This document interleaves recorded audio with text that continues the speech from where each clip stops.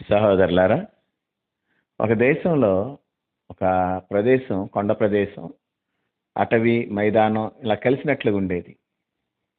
అది కొన్ని జాతులు ఆ అడవిలో నివసిస్తూ ఉండేవి. బహుశా అటవీలో నివసించటం వల్ల కానీ, లేదా అనాగరికత వల్ల కానీ వాళ్ళు చాలా క్రూరంగా వ్యవహరించేవాళ్ళు. దారి దోపిడీలు చేయటం, అంతేకాకుండా మనుషుల్ని చంపేయటం, ఒక్కోసారి ఊళ్ళ మీద పడి ఊరు ఊరు దోచుకుంటాం, గుంపు గుంపులుగా వచ్చి క్రూరంగా వ్యవహరించేవాళ్ళు. కాబట్టి ఆ జాతిని కొంచెం జాగ్రత్తగా ఉండవలసిన జాతుల్లో చేర్చారు. అయితే కొన్నాళ్ళకి ప్రభుత్వం సాహసం చేసి వాళ్ళ మధ్యలోకి ఎడ్యుకేషన్ అది తీసుకెళ్ళటం జరిగింది. ఎంత ఎడ్యుకేషన్ తీసుకెళ్ళినా చదువుకునే వాళ్ళు తక్కువ. ఓ 10 ఏళ్ళకి 15 ఏళ్ళకి కొందరు బయటకు రావటం మొదలుపెట్టారు చదువుని బట్టి.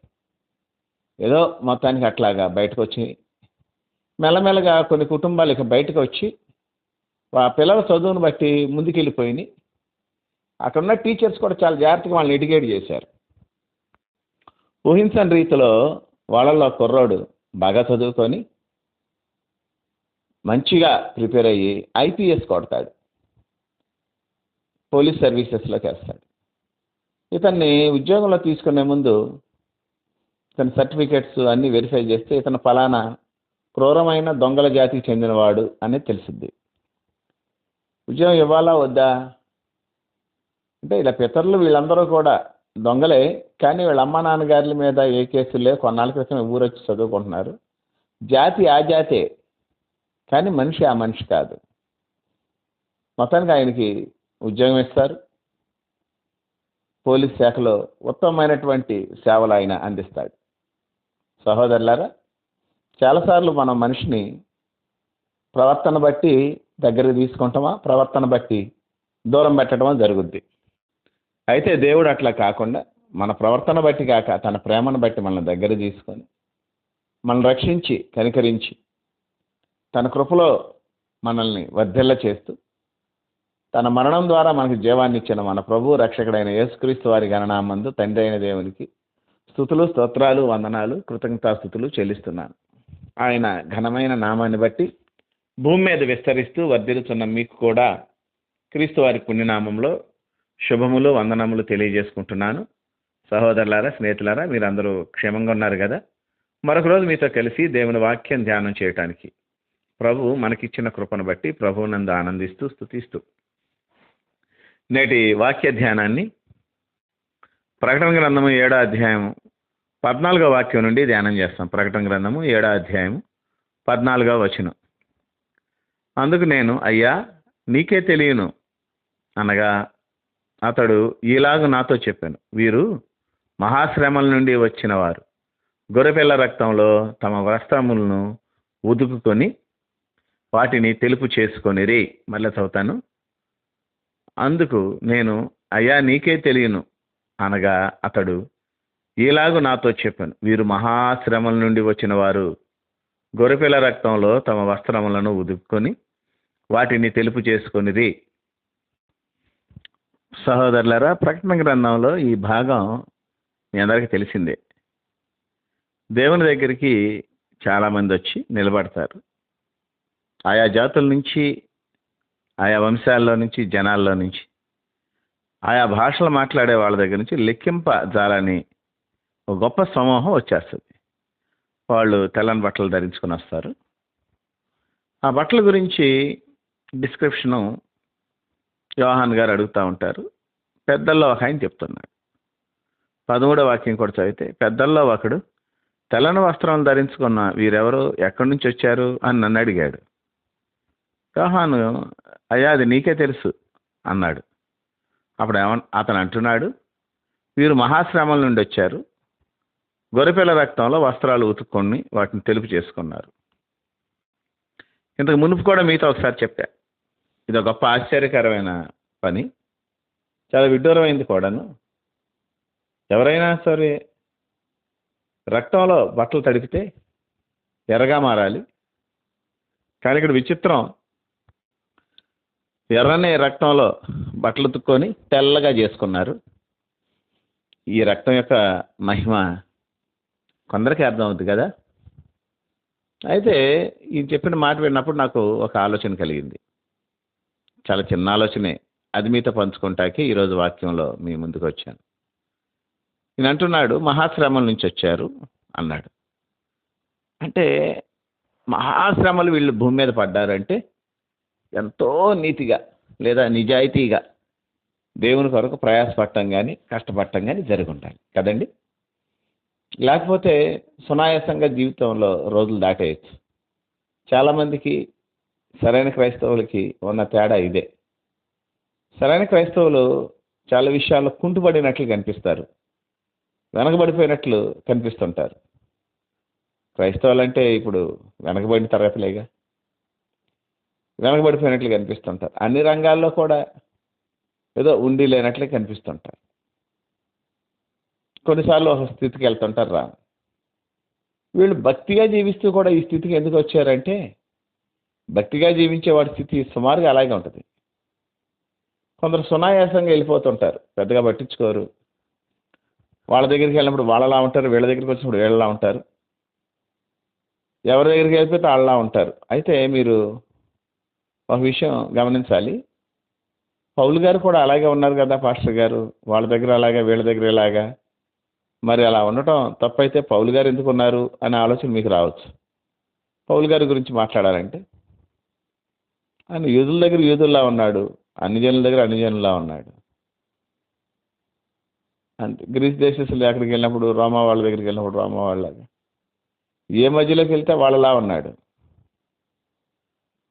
పాపుల మధ్యలోకి వెళ్ళినప్పుడు నేను పాపిగా మారిపోయాను అన్నాడా? కనుక కొంచెం మనం విజ్ఞతతోనూ జ్ఞానం కలిగి వీటిని ఆలోచించాలి. దేవుని సువార్త ప్రకటించడానికి ఆయా గుంపుల మధ్య వాళ్ళతో మనం కలిసినట్టు ఉండటం అది మిషన్ ఫీల్డ్లో సహజంగా ఉంటుంది. బట్ వాళ్ళ పాపాల్లో మన పాలు పంపులు పొందకూడదు. ఈ తెల్లని బట్టలు ధరించుకున్న వాళ్ళు మహాశ్రమల నుంచి వచ్చారు అంటున్నాడు. అనేసరికి ఊరుకోకుండా గొర్రెపిల్ల రక్తంలో వీరి యొక్క వస్త్రాలు కడుక్కున్నారు అంటున్నాడు, లేదా ఉతుక్కున్నారు అంటున్నాడు.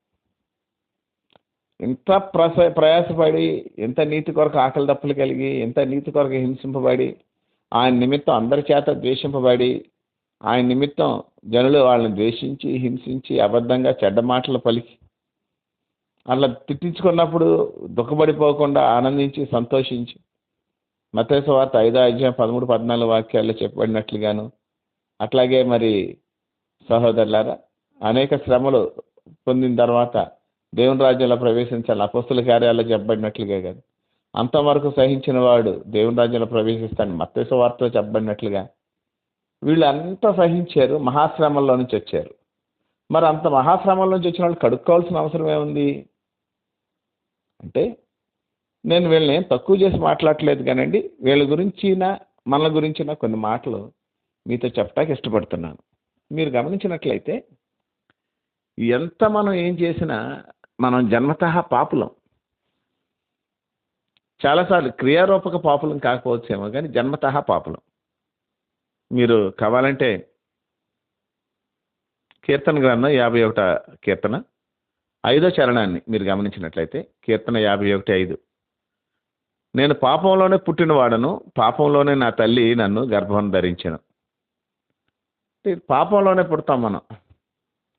By birth we are sinners. పాపంలోనే నా తల్లి నన్ను గర్భం ధరించింది.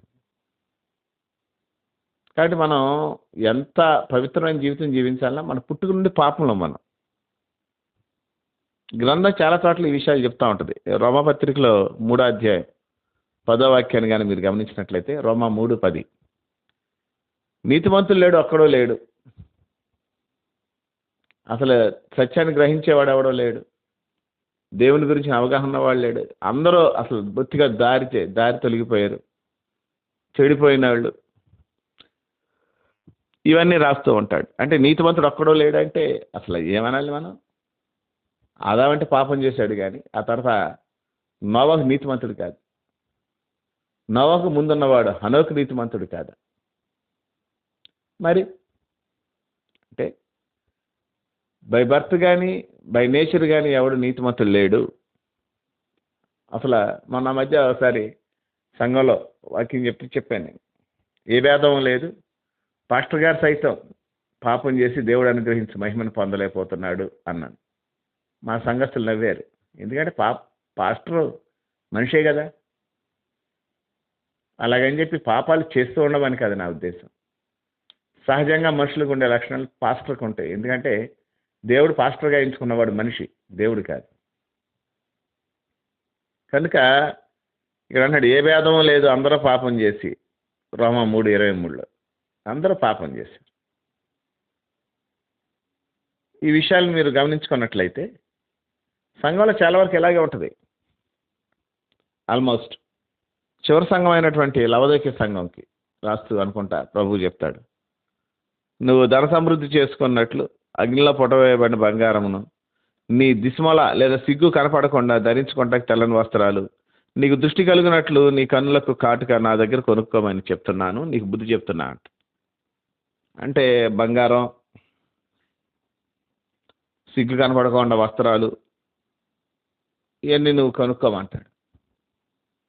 అంటే సహోదరులారా, మన నీతి మాలిన వస్త్రాలు, అపవిత్రములైన వస్త్రాలు, మురికి వస్త్రాలు కడుక్కోవటానికి, చక్కపరుచుకోవటానికి, మన యొక్క నగ్నత్వాన్ని కప్పుకోవటానికి వస్త్రాలు దేవుని దగ్గర మనకు దొరుకుతాయి అనే విషయాన్ని మనం ఇక్కడ చాటి చెప్తున్నాడు.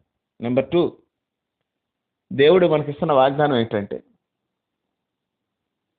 ఎంత నువ్వు నీతి క్రియలు చేసినా సరే బేసికల్గా నువ్వు పాపివే కాబట్టి ఆ పాపాలు నేను జ్ఞాపకం చేసుకోను, ఆ పాపాలు నేను ఇంకెప్పటికీ జ్ఞాపకం చేసుకోను. అంతేకాకుండా నేను నీకు నూతన హృదయాన్ని, నూతన స్వభావాన్ని ఇస్తాను. హెచ్కేల్ గ్రంథం మీరు గమనిస్తే అందులో ఈ మాటలు ఉంటాయి. హెచ్కేల్ 36:26 అంటాడు కదా, నూతన హృదయం మీకు ఇస్తాను, నూతన స్వభావం మీకు కలుగజేస్తాను, రాతి గుండె మీలో నుండి తీసివేసి మాంసపు గుండెని మీకు ఇస్తాను. నూతన హృదయము లేదా ఆ గుండె, నూతన హృదయం ఇస్తాడు, స్వభావాన్ని కూడా నూతనంగా ఇస్తాడు. అంటే పుట్టుకతో వచ్చిన స్వభావాన్ని తీసేస్తాడు. కనుక మహాశ్రమల నుంచి వచ్చిన వీళ్ళు కూడా పవిత్రంగా ఏమీ వచ్చేలేరు. నీతి నిమిత్తం మహాశ్రమలు పొందుతూ దేవుని నిమిత్తం శ్రమ పడుతూ ఉన్నా సరే ఎక్కడో చోట ఏదో కార్నర్లో కొంత అపవిత్రత అంటుతూ ఉండగా ఆ అపవిత్రతను యేసు రక్తంలో కడుక్కొని శుద్ధులవుతారు. కనుక మనం కృపచేతనే దేవుళ్ళో పట్టుబడ్డాము కానీ మన క్రియలను బట్టి కాదు అనే విషయాన్ని మీరు గమనించాలి. నేను మీతో చెప్పినటువంటి ఆ ఐపీఎస్ సెలెక్ట్ అయిన కుర్రోడు మంచివాడే, కానీ జాతి మంచిది కాదు, అయినా ఉద్యోగం కొట్టాడు. అతని తల్లిదండ్రులు మీద కేసులు లేకపోవచ్చు, కానీ తాతలు వీళ్ళందరూ కూడా దొంగలు, వాళ్ళ దొంగల జాతి అనేవాళ్ళు, దొంగల ముఠా అనేవాళ్ళు. ఆయన అందులో నుంచి వచ్చాడు, అందులో నుంచి సెలెక్ట్ అయ్యాడు. వాస్తవంగా ఇతనికి కూడా ఆ నేచర్ ఉండుండొచ్చు, ఇతనికి కూడా అలాంటి బుద్ధులు ఉండుండొచ్చు, లోపల దాగి ఉండుండొచ్చు. తన బ్రతుకుని దిద్దుకుంటానికి ఇష్టపడ్డాడు, చదువుకున్నాడు. నీవు నేను కూడా మన బ్రతుకుని దిద్దుకుంటానికి ఇష్టపడితే నూతన స్వభావం, కొత్త వస్త్రాలు దేవుడు మనకిస్తాడు. అప్పుడప్పుడు మురికంటినా, అప్పుడప్పుడు ఏదైనా సరే మరక కానీ అట్లాంటిది ఏదైనా అంటినా సరే ఆయన రక్తంతో కడిగి మనల్ని పవిత్రపరిచి ఆయన కొరకు నిలబడి శ్రమలు పడుతున్న మనకు తెల్లని వస్త్రాలతో స్వాగతం పలికి దేవుడు ఆ వస్త్రాలు ధరింప చేస్తాడు. అంటిన ప్రతిదాన్ని తుడుస్తాడు, నిన్ను నిలబెడతాడు. ప్రార్థన చేసుకుందాం. మహాపరిశుద్ధుడు అయిన తండ్రి, ప్రేమ నమ్మకం గలవాడ, మీకే వందనాలు, స్తోత్రాలు, కృతజ్ఞతాస్తుతులు చెల్లిస్తున్నా. నీ కృపను బట్టి మా జీవితాల్లో నేటి వరకు నీ ఇచ్చిన నెమ్మదిని బట్టి, క్షేమాన్ని బట్టి, నీ కనికరాన్ని బట్టి నీకు స్తోత్రం. బలమైన దేవుడా, బలమైనటువంటి కార్యాలు చేస్తూ వచ్చారు. నీ నా మహిమార్థ జీవించడానికి కృప చూపించి దాన్ని బట్టి నేను స్తుతిస్తున్నాను. మేమేమై ఉన్నామో అది నీ కృప అని చెప్పి ఒప్పుకుంటూ మమ్మల్ని బలపరిచే దేవుడు అని, నమ్మదగిన దేవుడు అని, నీ కొరకు జీవించడానికి మాకు నేర్పించమని, మా క్రియలు, మా యొక్క ప్రవర్తన అంతా నీ యొక్క అధికార కిందకి తీసుకురామని ప్రార్థన చేస్తున్నాం. మట్టుకు నా ప్రభా నాయన, మేము మహాశ్రమల్లో నుంచి వెళుతున్నప్పుడు అక్కడక్కడ ఎక్కడైనా చిన్న దారి తప్పినట్లు కానీ, కృంగినట్లు కానీ, బలహీనపడినట్లు, జారిపడినట్లు కానీ అనిపించి దాని గురించి దిగులు చెందక దాన్ని నువ్వు మరలా కడుగుతావని, మమ్మల్ని పవిత్రపరుస్తావని, మహాశ్రమల మధ్యలో నుండి తెల్లని వస్త్రాలు వేసుకుంటాకి ఎర్రని రక్తంతో కడుక్కునే జాబితాలో నన్ను, నా సహోదరుని, మా కుటుంబాలను ఉంచమని, అటు ఉన్నత స్థితికి, ఆ గొప్ప రాజ్యానికి నాయన మేము ప్రవేశించినట్లు నీ హస్తాన్ని మాకు తోడుగా ఉంచమని, ఘనత, మహిమ, ప్రభావాలు యుగయుగములు మీకు ఆరోపిస్తూ మా ప్రభువును రక్షకుడైన యేసుక్రీస్తు వారి పుణ్యనామమున కృతజ్ఞతాస్తుతులు చెల్లించి వేడుకొంచున్నాము తండ్రి. Amen, amen, amen.